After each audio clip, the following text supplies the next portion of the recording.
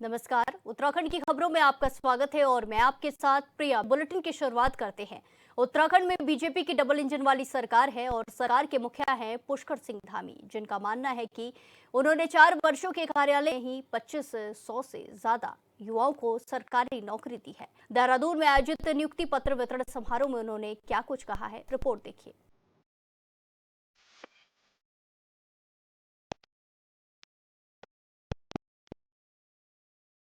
देहरादून में समीक्षा अधिकारी और सहायक समीक्षा अधिकारी के साथ ही शिक्षा विभाग में चयनित सहायक अध्यापक को नियुक्ति पत्र वितरण किया गया, जिसमें बतौर मुख्य अतिथि मुख्यमंत्री पुष्कर सिंह धामी ने शिरकत की।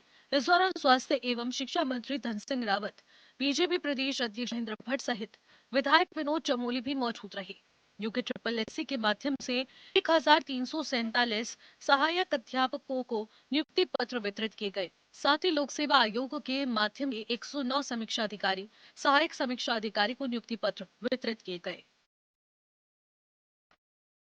तो भाइयों भाइयों बहन, आज हम इसके साथ 1347 जो चयनित हमारे सहायक अध्यापक हैं उनको भी नियुक्ति पत्र देने जा रहे हैं। मुझे पूरा विश्वास है आप सभी शिक्षक अपने अपने क्षेत्रों में बहुत शानदार प्रदर्शन करेंगे।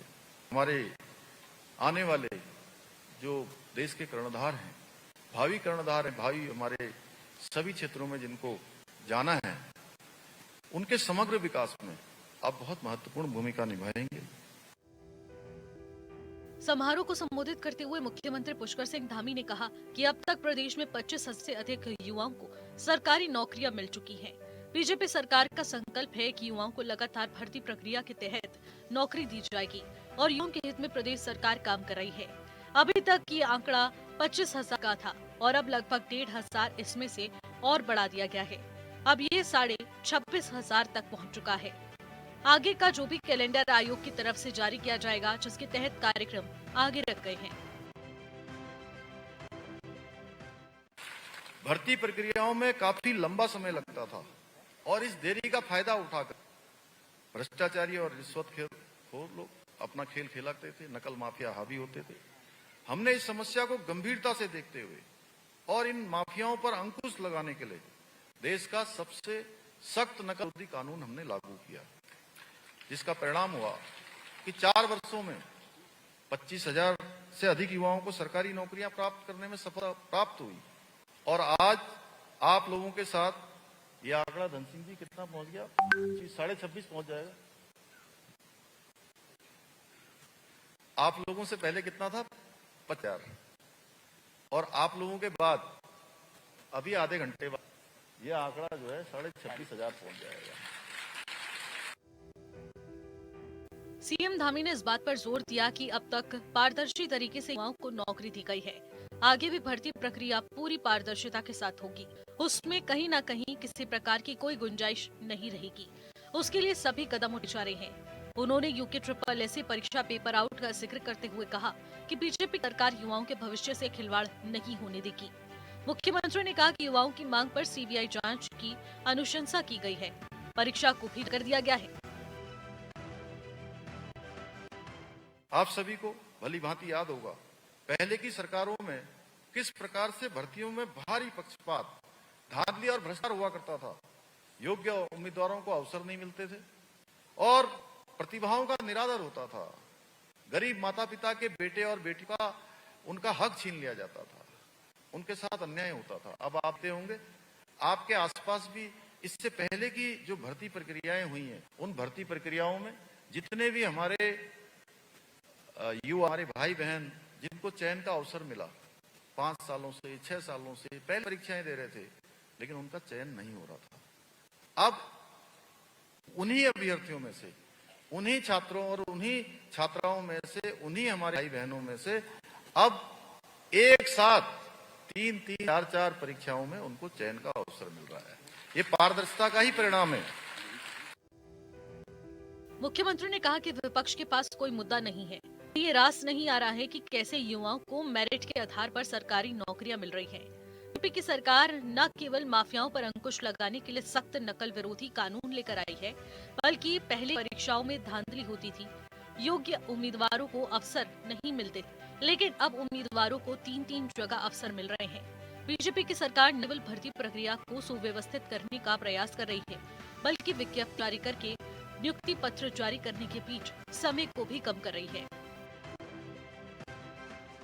आप लोगों को मैं बताना चाहता हूं कि हमने बीते चार वर्षों में जितनी नौकरियां प्रदान की हैं, वे राज्य गठन पश्चात और पूर्ववर्ती सरकारों के समय से 2 गुना से अधिक है। 2 गुना से अधिक है। परंतु हमारे कुछ प्रतिपक्ष के साथी हैं जिनको हर बात पर हमें कोसना होता है, झूठ रेटिव बनाने होते हैं, झूठ बोलना होता है, क्योंकि सच बोलने के लिए उनके पास कुछ है नहीं, कोई मुद्दा नहीं है, तो उनको ये रास नहीं आ रहा है। हमारे सभी युवाओं को, सामान्य माता पिता के बेटे बेटियों को कैसे व्यवस्था के आधार पर, मेरिट के आधार पर सरकारी नौकरियों पर मिल पा रहे हैं। सीएम धामी ने इस बात पर खास जोर दिया। प्रधानमंत्री नरेंद्र मोदी के मार्गदर्शन में हमारी सरकार शिक्षा व्यवस्था को आधुनिक और गुणवत्तापरक बनाने की दिशा में निरंतर कार्य कर रही है। नौकरी पाने वाले युवाओं से सीएम धामी ने कहा कि आप सभी नव नियुक्त कार्मिक और कार्य को सिर्फ सरकारी नौकरी नहीं बल्कि जनसेवा का आधार मानकर कार्य करें। आप सभी के कंधों पर उत्तराखंड के भविष्य को संवारने की जिम्मेदारी है। मिलने पर छात्रों ने न सिर्फ खुशी जाहिर की बल्कि पारदर्शी नियुक्ति के लिए सरकार का आभार भी व्यक्त किया। मुझे बहुत ज़्यादा खुशी है क्योंकि बहुत ज़्यादा लंबे वेट के बाद हमें नियुक्ति पत्र आज मिला है। कोर्ट में ऑलरेडी हमारा केस पेंडिंग था, बट अंत में सत्य की जीत होती कहते हैं।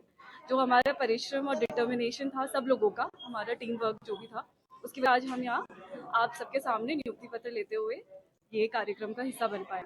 मेरा चयन समीक्षा अधिकारी के पद पर हुआ है। ये परीक्षा जो 2023 में इसका नोटिफिकेशन आया, इसमें कुछ समय से न्यायालय में हमारा विचाराधीन था मामला। फाइनली अब हमें मिल रही है। माननीय मुख्यमंत्री जी और सचिवालय प्रशासन विभाग और समस्त पत्रकार का हम धन्यवाद ज्ञापित करते हैं कि कुछ समय से भर्तियां जो है टाइमली आ रही हैं। साथ में जो है कि पारदर्शिता भी आई है, जिससे हम जैसे अभ्यर्थी जिनका कोई वैसा नहीं है, मतलब जो एक सामान्य पृष्ठभूमि से आते हैं, उनका चयन हो पाया है। माननीय मुख्यमंत्री जी और उत्तराखंड सरकार का बहुत बहुत धन्यवाद। किसी राज्य की शासन व्यवस्था का आधार प्रशासनिक तंत्र होता है। सचिवालय विकास योजनाओं को धरातल पर उतारने का दायित्व होता है। लिहाजा राज्य के मुख्यमंत्री ने युवाओं से कहा कि आप सभी नवनियुक्त समीक्षा अधिकारी नीति निर्माण और उनके क्रियान्वयन के बीच सेतु की तरह करेंगे। Bureau report 24/7। इसी के साथ खबरों में आगे बढ़ते हैं। हरिद्वार के लालडांग कोटद्वार चिल्लर मोटर मार्ग को जल्द बनाने की मांग को लेकर पूर्व मंत्री हरीश रावत, कांग्रेस विधायक अनुपमा रावत समेत कांग्रेस के तमाम बड़े धरने पर बैठ गए हैं। आपको बता दें कि लालडांग को कोटद्वार से जोड़ने वाला एकमात्र रास्ता वन विभाग के एरिया में आने के चलते इस पर गतिरोध बना हुआ है। पूर्व मुख्यमंत्री हरीश रावत ने कहा कि इस रास्ते को बीजेपी सरकार सिर्फ इसलिए नहीं बना रही है ताकि श्रेय हरीश रावत और कांग्रेस को न मिल जाए।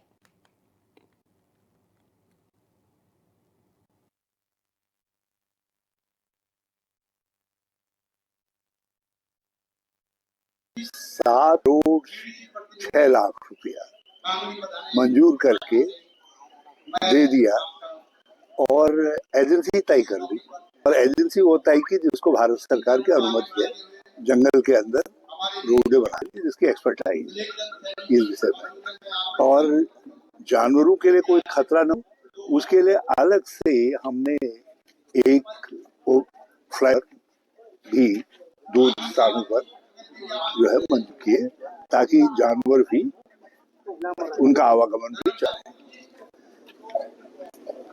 ये सड़क दोनों मंडलों को दिवाली सड़क भी है और इससे कोटद्वार का विकास भी होगा और लालढांग का विकास भी होगा।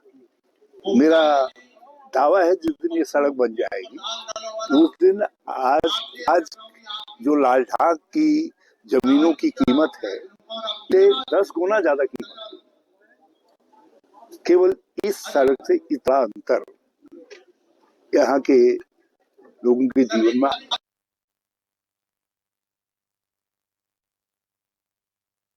प्रस्ताव भी पास हुआ। देखिए, वर्षों से ये मार्ग जो है बाधित किया जा रहा है और खास तौर पे भाजपा के शासन में, जैसा कि आपसे पूर्व ने बताया और आप सबको भी विदित है कि माननीय श्री हरीश रावत जी ने जब मुख्यमंत्री थे तो कितना पैसा इसके लिए पास करवाया, लालढाक चिल्लरखाल मोटर मार्ग के लिए। ये मार्ग जो है सिर्फ एक मार्ग नहीं है, ये एक तरीके से लाइफलाइन है इस क्षेत्र के लिए। कितना विकास की दृष्टि से ये बैकवर्ड क्षेत्र है, तो यहाँ पर इस मार्ग का बनना बहुत आवश्यक है और जनता में बहुत रोष है। और मैं प्रतिनिधि हूँ तो मेरा ये फर्ज बनता है कि मैं जनता की आवाज के साथ अपनी इसको जोड़ूं और आज इसी को लेकर क्षेत्र की जनता के साथ मिलकर यहाँ आज हमने धरना दिया। इससे पहले हमने कैंडल भी यहाँ निकाला था। मैंने माननीय मुख्यमंत्री जी को लेटर भी भेजा, 2023 में भी मैंने लेटर भेजा और उसके बाद देखिएगा माननीय वन मंत्री जी ने इसका फिर कहा था कि 2 मार्च शुरू हो गया।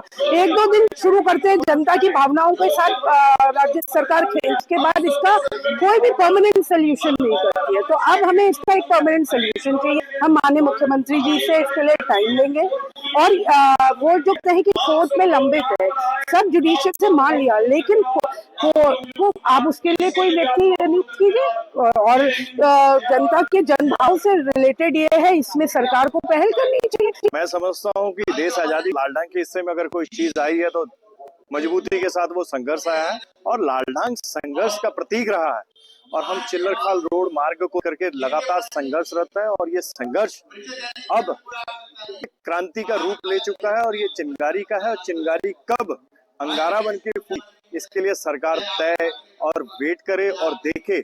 जनता में बहुत बवाल है, ये हम अपनी बात को कहते हैं। मैं भारतीय जनता पार्टी की बात को ही बड़ा कर देता हूँ कि साल के बाद ही कांग्रेस को याद आता है।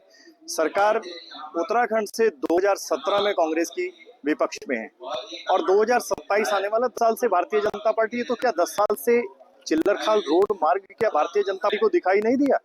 जिस क्षेत्र में आप खड़े और ये जहां धरना आज ये आयोजित किया गया है, ये पौड़ी लोकसभा क्षेत्र का है और पौड़ी लोकसभा से अनिल बलूनी जी सांसद हैं जो आए दिन मुख्यमंत्री की कुर्सी को आते रहते हैं और देश के प्रधानमंत्री नरेंद्र मोदी जी के बड़े शिल्पकार माने जाते हैं। जैसा कि आपके मीडिया जगत के लोगों से ही जानकारी मिलती है कि बलूनी जी बहुत मजबूती से आवाज उठाते हैं। मैं तो अनिल बलूनी जी से कहना चाहूंगा कि अगर अपने कार्यकाल में इस रोड को स्वीकृत कराएं, हम आपका दिल से खुले दिल से हम प्रकट करेंगे और कांग्रेस के लोग जितने भी होंगे सारे आपका स्वागत करेंगे। उत्तराखंड शासन के सचिव पर्यटन विभाग धीरज सिंह गरेवाल अपने 1 दिवसीय भ्रमण के तहत चंपावत पहुंचे, जहां उन्होंने जिले पर्यटन की दृष्टि से आदर्श गंतव्य बनाने के लिए कई अहम स्थलों का निरीक्षण किया और विकास कार्यों की प्रगति का जायजा भी लिया। सचिव गरेवाल ने अपने निरीक्षण के दौरे की शुरुआत स्पिरिचुअल जोन के लिए प्रस्तावित स्थल से की है। इसके बाद वो लोहाट पहुंचे, जहां उन्होंने कोलीडेक झील और साहसिक पर्यटन की अपार संभावनाएं वाले बाणासुर किले के पैराग्लाइडिंग क्षेत्र का निरीक्षण किया।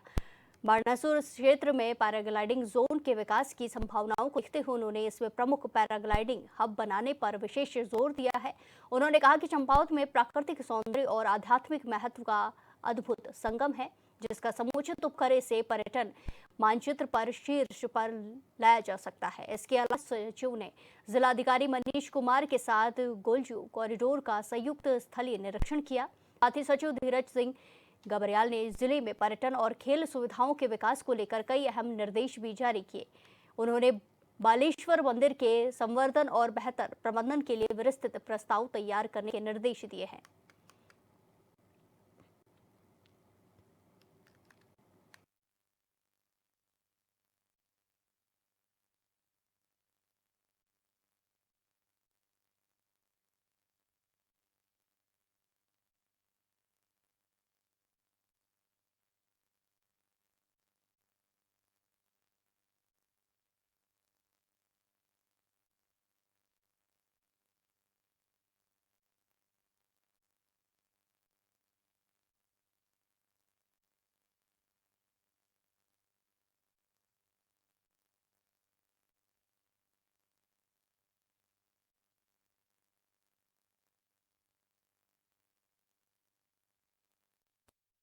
स्थित दून मेडिकल कॉलेज के छात्रावास में जूनियर डॉक्टरों की शराब के नशे में धुत होकर अर्धनग्न व्यवस्था में अश्लील हरकतें और हुड़दंग मचाने की घटना ने कॉलेज प्रशासन को शर्मसार कर दिया है।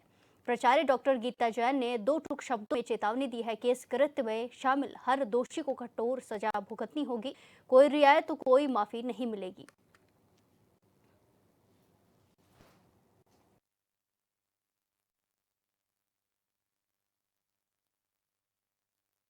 नहीं, प्रशासन ने मेडिकल कॉलेज ने इसको मामले को बहुत गंभीरता से लिया है और किसी भी तरह की हुलिगनिज्म जो है वो मेडिकल कॉलेज बर्दाश्त नहीं करेगा। तो मैंने कल हम लोगों ने इंक्वायरी कल ही बिठा दी थी और आज उस इंक्वायरी की जहाँ तक 1-2 दिन में रिपोर्ट भी आ जाएगी। हम सख्त से सख्त एक्शन, जो भी कमेटी की रिपोर्ट आएगी, सख्त से सख्त एक्शन हम डॉक्टर्स के खिलाफ और जो भी दोषी पाए जाएंगे उनके अगेंस्ट लिया जाएगा। देखिए, एक जो इसमें थोड़ी ये भी कि सिक्योरिटी ने जो है पुलिस वाले अंदर आ गए तो इसमें प्रिंसिपल और एमएस को इन्फॉर्म नहीं किया है ना, वार्डन साहब को बताया गया। तो इसके लिए हम दुरुस्त कर रहे हैं कि वार्डन साहब को और प्रिंसिपल को, एमएस को जरूर बताया जाए अगर पुलिस अंदर, क्योंकि पुलिस किसी मेडिकल कॉलेज में या हमारे हॉस्टल में ऐसे नहीं घुस सकती बिना परमिशन के, ना किसी की परमिशन के।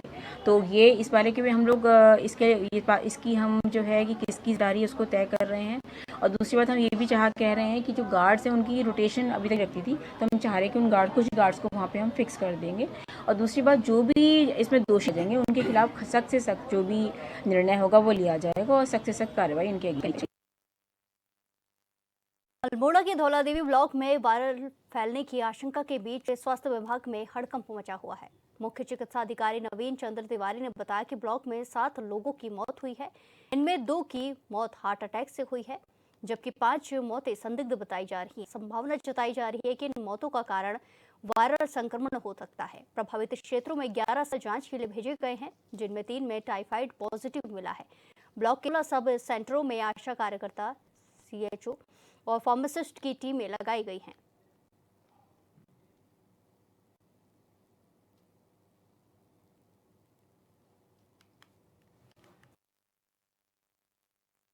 बाकी जो और हैं वो अभी संदिग्ध हैं, उनमें हम वायरल अपनी तरफ से हम सोच रहे हैं, लेकिन उसके में अभी वहाँ 11 सैंपल परसों ले गए थे। हमारी टीम में वीडियोलॉजिस्ट भी गए थे, माइक्रोबायोलॉजिस्ट भी गए थे। उनमें से 11 में से 3 की रिपोर्टें आ चुकी हैं। 3 में टाइफाइड पॉजिटिव बता रहे हैं, विडाल पॉजिटिव, और उसके लिए कहीं न कहीं दूषित होना संभावना है उसके लिए जल संस्थान को भी हमने पत्राचार कर रखा है कि जितने भी पानी के स्रोत हैं, जितने भी पानी के टैंक उनके यहाँ जो आते हैं, उनमें वो पूरा क्लोरीनेशन करें। और जो नेचुरल जल स्रोत हैं, कहीं नौला है, धारा है, क्योंकि उसमें क्लोरीनेशन करना संभव नहीं, उसको पानी को वो लोग उबाल के पिए। आपके माध्यम से मैं पूरा जनमानस से अनुरोध करूंगा कि पानी को जो भी पिए वो उबाल के पिए और उसी का इस्तेमाल करें और दूषित पानी का इस्तेमाल न करें। हरिद्वार में परिवहन विभाग ने हेलमेट के प्रति सिटकुल क्षेत्र में जागरूकता अभियान चलाया, जहां विभाग की टीम ने बिना हेलमेट के पाए गए 100 दोपहिया वाहनों का चालान किया। साथ ही 15 से ज्यादा दोपहिया वाहन जिनके मालिकों के पास लाइसेंस और हेलमेट नहीं थे, उन वाहनों को सीज कर दिया गया। वहीं हेलमेट लगाने वाले लोगों को परिवहन टीम ने फूल और चॉकलेट देकर प्रोत्साहित किया।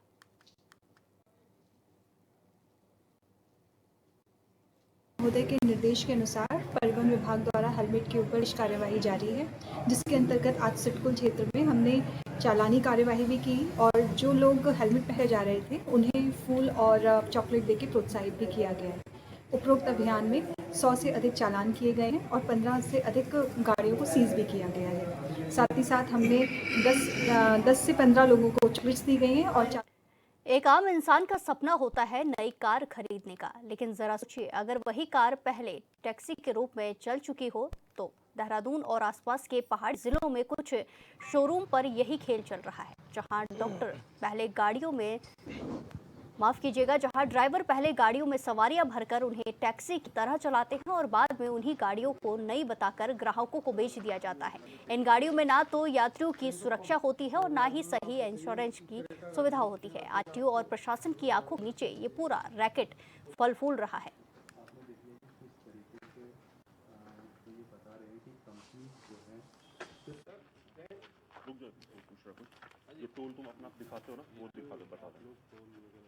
देखिए, इस वक्त समय हो रहा है तकरीबन 4:45 और हम इस वक्त इंतज़ार कर रहे हैं लोगों का जो यहाँ पर उन नई गाड़ियों को लेकर आने वाले हैं। ये जो नेक्सस है, इस नेक्सस का पता लगाने के हमने खुद ही जो है इनिशिएटिव लिया है और हम चाहेंगे कि इस सारा जो खेल है इसका पर्दाफाश हम खुद ही यहाँ पर करेंगे आप लोगों के सामने। देखते रहिए। गाड़ियों में तेल कहाँ से भरवाते हैं?